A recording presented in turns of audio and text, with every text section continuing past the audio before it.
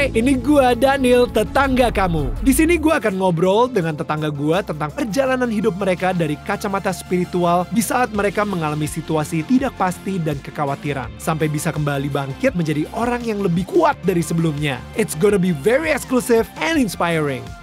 Jangan lupa ya untuk like, share, dan subscribe. Thanks guys.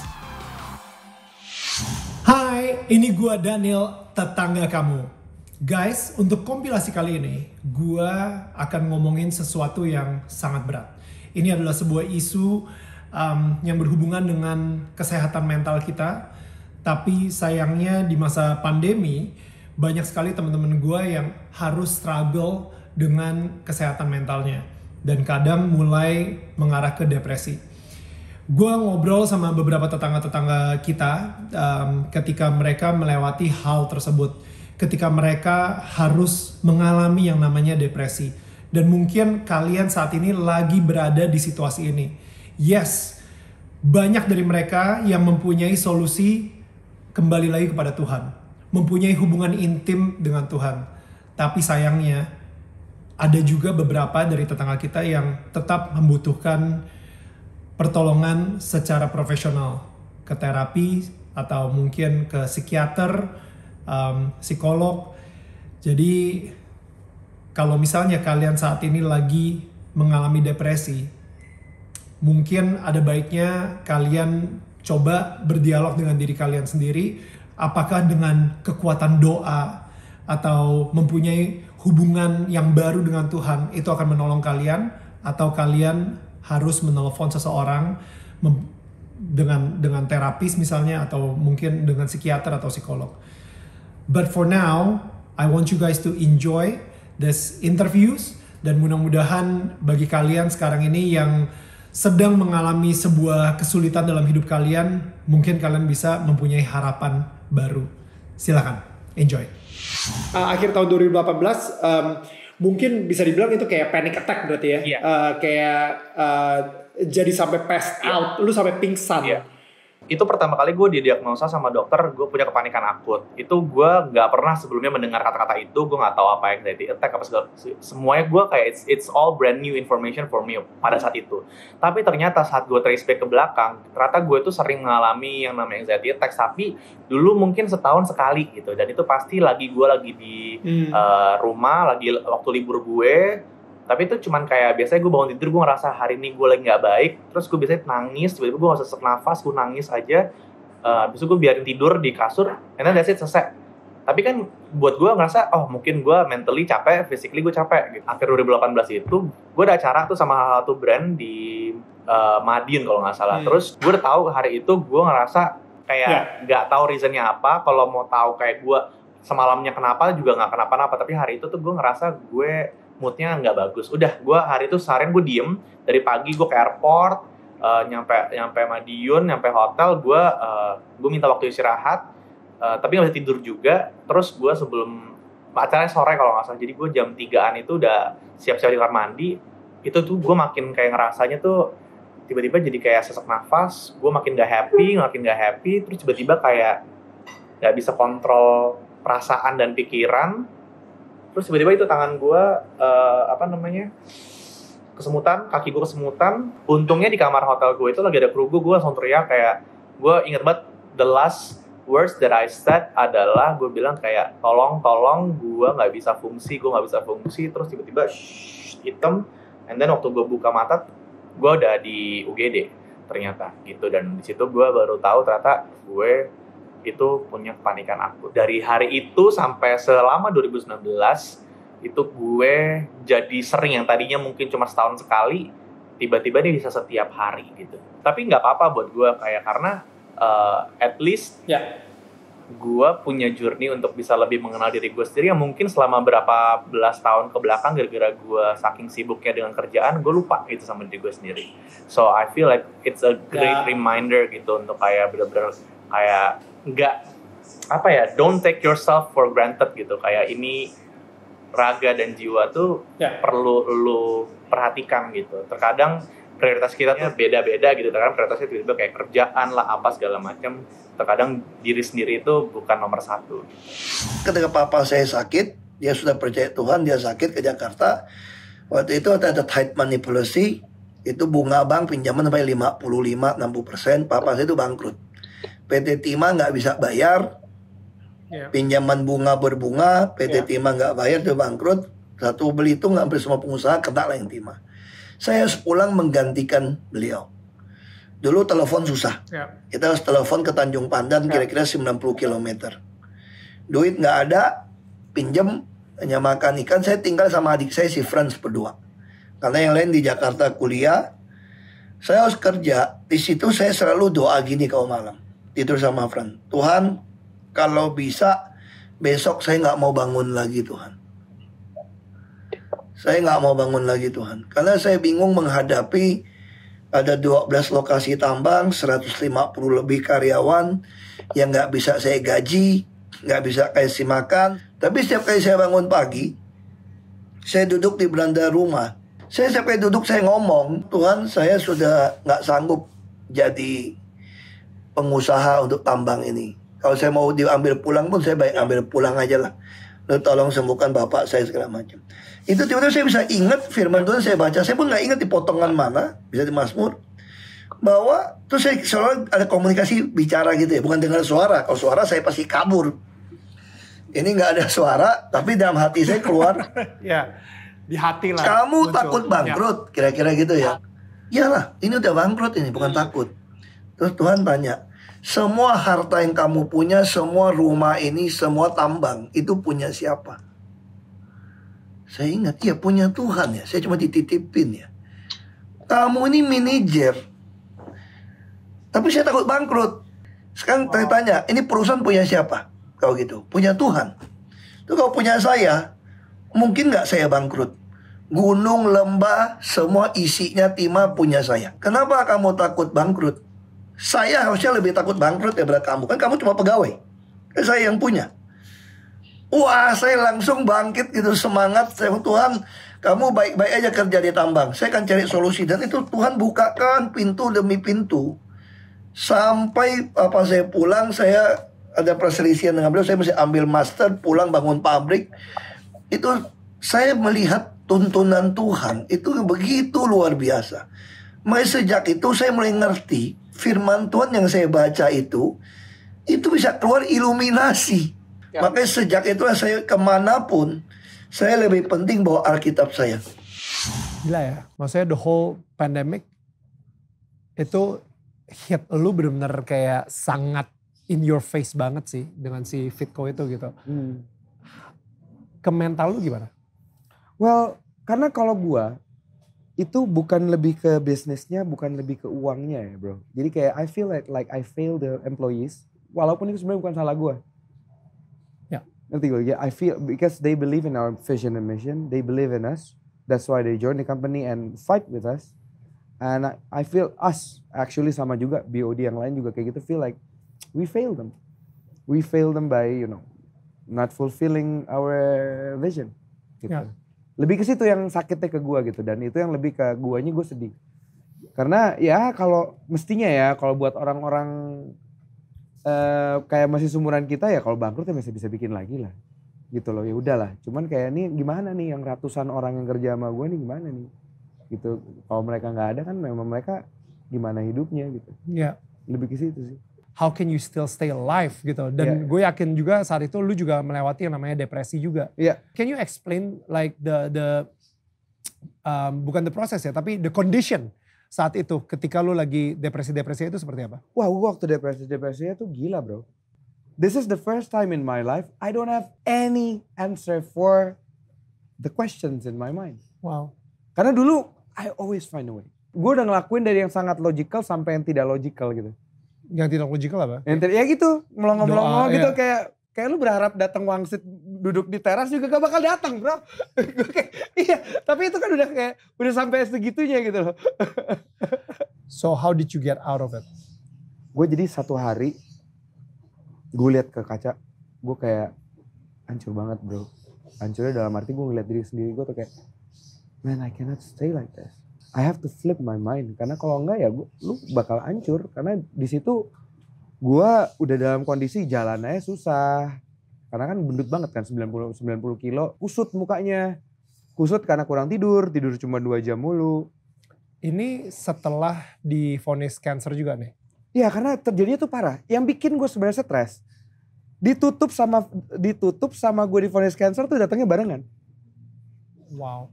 Jadi gue baru divonis cancer, besoknya company gue tutup. Anjir kan, parah sih bro. Jadi gue bener-bener dapat 2 cobaan, tapi gak ada jeda waktunya, jadi langsung dak gitu. Ya. Kayak gue makanya gue kayak pas, serius nih. Wow. Lagi di rumah sakit bro. Wow. Oh wow. Oke. Depresinya lu ngaruh ke keluarga gak sih akhirnya? Enggak. Karena kalau jadi toxic gak? Enggak. Karena kalau gue depres, ya gue ke keluarga biasa aja. Enggak ini. Karena gue orangnya kan nyimpen. Gue jeleknya tuh nyimpen. Oke. Gue nggak mengeluarkan toksik ke diri lu, tapi gue mentoksik diri sendiri yang sangat parah. Oke. Jeleknya nih ya, jeleknya gue. Dan menurut lo itu salah ya berarti ya? Salahnya kenapa? Karena gue nggak share ke orang yang bisa gue share. Gue tuh ini, cancer ini, ke orang lain, ke orang selain orang terdekatnya baru ngomong ke lo Nil. Jadi gue orangnya tuh memang loner. Gue orangnya loner sekali, semua gue tertutup banget. Tertutupnya setengah mati. Jadi yang tahu gue cancer cuma partner gue, keluarga gue. Ya aman lu. Kalau di luar itu. Jadi gue istilahnya adalah buat semua teman-teman, kalau kalian punya beban di sini, bagilah ke orang-orang yang memang mau membagi dengan kalian karena you need it. Kalau enggak lu bakal stres kayak gue. Ya. Kalau enggak lu bakal stres karena you cannot flip it by yourself. You need a friend. You need a hand to flip it with you. Pengen ngobrol sama lu ketika lu lagi kena COVID. Jadi malam pertama di sini lu masih dalam situasi gelisah. Sangat gelisah. Mungkin itu penyebabnya. Gue mimpi itu nih namanya segala macam jenis iblis setan itu keluar dari tempat tidur kamar gue tuh Nil. What? Beneran Nil. Ini mimpi kan? Entah mimpi entah campur aduk gak karuan. Sampai gue tuh bangun sekitar jam 2. Kata orang kalau jam 2 itu kan beneran ya. Kalau jam 2 itu kan bukan mimpi kalau kata orang. Nil beneran Nil, dari kiri gue tuh keluar makhluk-makhluk yang gak karu-karuan. Gue tuh langsung duduk doa. Tuhan jangan kasih mimpi atau yang beginian dong. Gue gak kuat kalau begini. Ketakutan ya. Oke udah ya, besoknya ternyata gue negatif kan Ya, hasil keluar. berarti mungkin kayak itu karena lu lagi gelisah, karena lu lagi ketakutan, kepikiran banyak PCR segala gitu. Setelah itu besoknya malam, gitu lagi dengan tahap yang lebih rendah. Jadi ini 2 malam berturut-turut lu 2 malam dan besok siangnya gue sempet ketiduran, dalam tidur gue bangun kan. Gue tadi tidur gak ya? Terus saya gini. Ini sebelah kiri gue COVID skin, ini gue enggak. Jadi gue tuh halu. Iya. Gue sampai mikir gini, kok enakan di rumah sakit ya? Gitu. Gue sempat ngomong gitu. Gue ketakutan, gue tuh minta ditemenin sama anak gue. Gue di taman minta ditemenin sama bantu gue. Sampai seketakutan itu? Ternyata nih semua orang mengalami pasca COVID itu aneh-aneh. Nah gue mengalami yang delirium yang berhubungan dengan tidur gue itu. Apa yang lo lakuin ketika lo takut dan Gelisah. jam 2 pagi kebangun, gelisah? Doanya udah gak ada lagi lah. Akhirnya ke situ juga lah kita lah. Iya, doa lah. So I'm just wondering your parents pertama kali found out about you deciding, lu memutuskan untuk jadi transgender gitu misalnya. One day, gue lupa sih kayaknya pagi gitu ya, pagi-pagi buta gitu. Gue kayak ketok kamar mereka. Terus mereka bingung kali masih tidur gitu kan. Terus mereka kaget, kenapa? Ma aku mau ngomong tuh kan. Terus gue datang, terus kenapa gitu. Ma I cannot live like this anymore gitu. Aku gak nyaman jadi kayak gini and I prefer to be a woman. Because I am a woman, gue bilang kayak gitu. Dan kalau emang mama papa gak setuju, it's okay gitu. Aku pergi aja atau gimana. Karena cuma kalaupun tetap kayak gini, I feel like dying gitu. I feel like I died. I'm dead anyway. Jadi terus ya udah nyokap nangis gitu kan. bokap ya shock probably ya awalnya. But then disitulah untuk pertama kalinya we had open communication. Proper talk. We had dialogue. Jadi yang selama ini kita sama-sama build wall around us. The wall came down. Itu crashing down Yeah, gitu. let's Ketika now- dibawa let's talk dari about dark to the yeah. light. Wow. Jadi jadi ini. Jadi kita terus gue bilang kan setelah gue ceritain apa yang gue rasakan dan yang gue mau. Dan mereka denger itu, mereka juga balik menceritakan atau men-share apa yang mereka mau dan concern mereka. Yaitu balik lagi bahwa they are concerned about my future, mau ngapain gue. Terus gue bilang, Ma, tenang aja gitu. Aku udah pilih pilihan hidup yang kayak gini. I know it's going to be difficult, tapi aku udah kerja, aku akan kayak gini ke depannya sekian gitu. Jadi gue kasih mereka juga pengertian dan yang tuh gue bilang tadi gue punya modal gitu. Gue mau ngapain ke depannya gitu. Ya udah pesan mereka pendidikan tetap nomor 1 dan karena mereka juga banyak kenal lah ya dengan orang-orang yang punya preferensi gender dan sexuality yang berbeda. Jadi mereka tahu betapa susahnya. They just don't want their kid to struggle. follow that journey ya gitu. Jadi kayak oke deh. Tapi nyokap langsung oke lah gimana pun juga I love you gitu kan. Terus kalau bokap masih it took a while for him to finally accept and to realize bahwa to accept the condition gitu. Jadi cuman I can honestly say now my relationship with them never been better gitu. Dan sekarang gue udah punya banyak keponakan, mereka punya banyak cucu. Kita prefer to spend quality time with family. Terus gue juga sekarang kalau ada apa-apa jadi bisa cerita sama mereka. Mereka juga jadi ternyata bangga gitu. Dan gue banyak kan dulu kerja sama, zaman gue dulu kerja di fashion awal-awal itu kan gue banyak ketemu sama teman-teman bokap juga dulu gitu. Terus mereka yang tanpa gue harus cerita gitu, mereka yang tiba-tiba Chan gue sama anak lo nih kerja, hebat banget ya anak lo tuh ya, mana ini lagi, pokoknya kayak praising me lah gitu, in a good way gitu, in a positive way ke depan bokap. Jadi akhirnya yang tadinya mungkin juga bokap kayak, aduh nanti gimana ya teman-teman gue, atau gimana ini public gimana ya, dia mikirin mungkin the world. Tapi karena dia dapat reassurance dari teman-temannya, dari yang lain bahwa it's okay gitu. Wow. Dan gue inget banget suatu hari, gue datang ke kawinan saudara gue, terus tiba-tiba ada aki kakek gitu kan sama ini. Terus iya nih, nyokap gue langsung kayak iya nih si Dena sekarang jadi begini gitu, ala-ala gitu nyokap gue ngomong gitu. Terus tiba-tiba aki gue ngomong gini, kan bahaya atuh Gin, yang penting mah dia cantik dan berprestasi. Gue langsung wow, Aki, masa sih? Iya bagus, tenanawan gitu. Jadi kayak oke, gitu. Jadi kayak kakek lo yang ngomong jadi gitu. kayak kakek, jadi kayak adik paling kecil nenek gue. Terus nyokap gue juga mungkin lebih feel lebih tenang, lebih comfort gitu ya. Terus si bokap gue juga jadi jadi sekarang ya apa adanya aja, karena gue nggak pernah nyari masalah gitu loh, yang mungkin kayak problem-problem yang lain ya gitu, yang cenderung negatif gitu. Gue nggak pernah ada masalah itu. Jadi I was so relieved gitu. Gue sangat bersyukur banget, makanya gue bilang gue benar-benar dibesarkan di keluarga yang sangat open minded gitu. Gak cuma keluarga inti gue juga, tapi keluarga besar. Sampai makanya tiap keluarga gue kan lebaran ya. Jadi setiap ketemu sekarang silaturahmi benar-benar kayak kalau gue bilang gini, I'm so grateful bahwa my family choose to love and accept rather than hate me dan membuang gue demi image mereka, something like that. But no.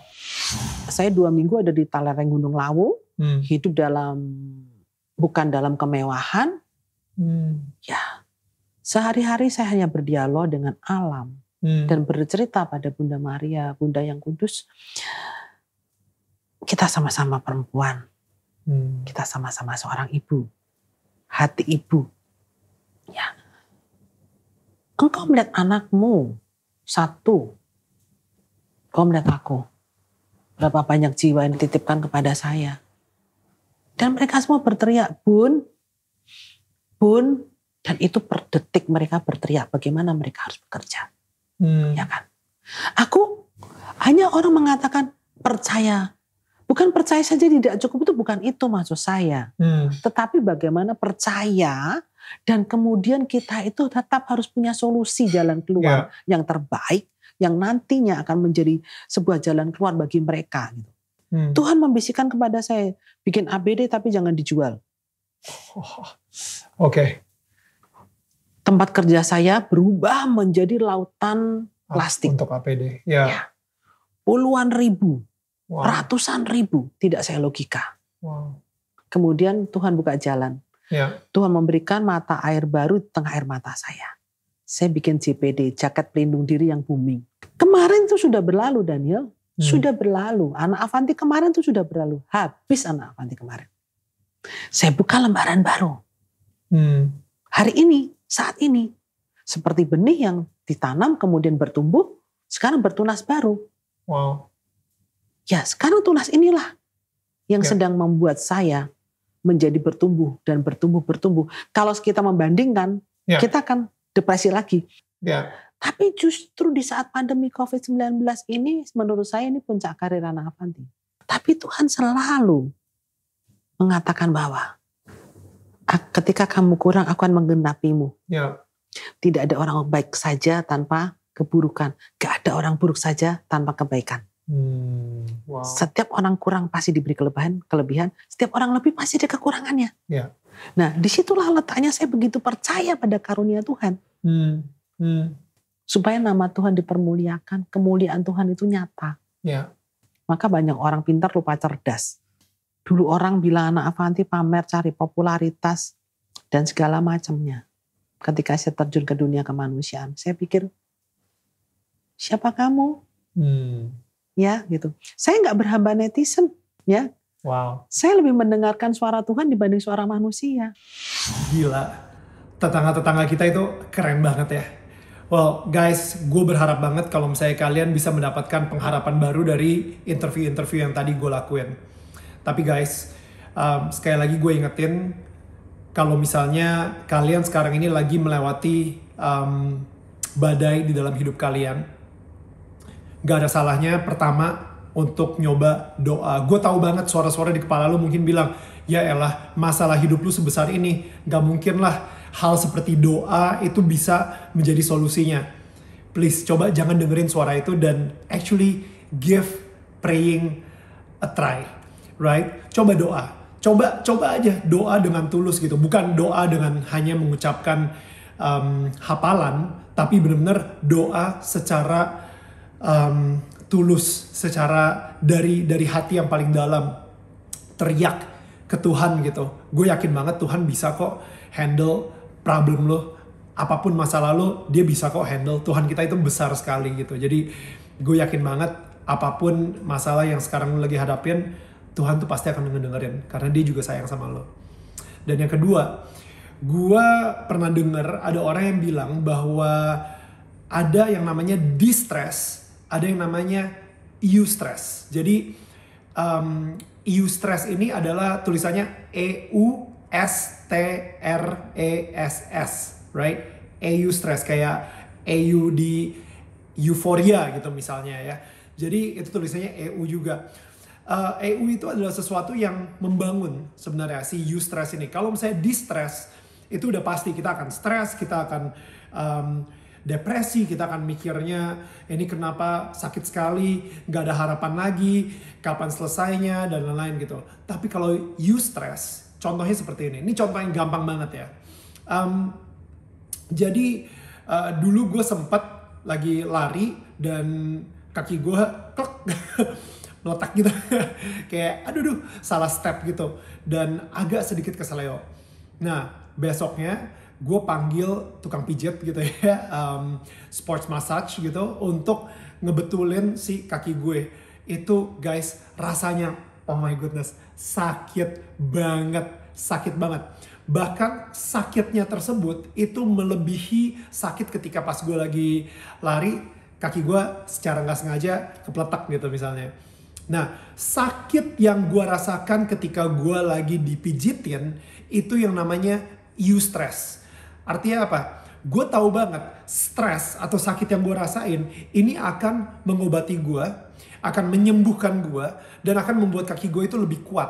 Nah, bayangin kalau sekarang ini kita bisa melihat stres atau problem atau tantangan atau badai yang sekarang ini kalian lagi hadapin itu sebagai sesuatu yang akan menguatkan kalian, yang akan menyembuhkan kalian, dan ini akan memberikan kalian sebuah harapan di mana nanti kalian sendiri akan bisa menyembuhkan orang lain melalui badai yang kamu lewatin juga gitu. So, kalau misalnya kita berpikir seperti itu, mungkin kita akan mempunyai harapan baru juga untuk diri kita sendiri dan bisa memberikan harapan bagi orang banyak. So anyway, again, gue harus ada disclaimer lagi. Kalau misalnya ini udah terlalu berat dan kalian udah mulai ngerasa, no, I cannot handle this anymore. Karena gue nggak tahu ya, problem kalian tuh pasti gue nggak akan pernah bisa ngerasain berada di sepatu kalian.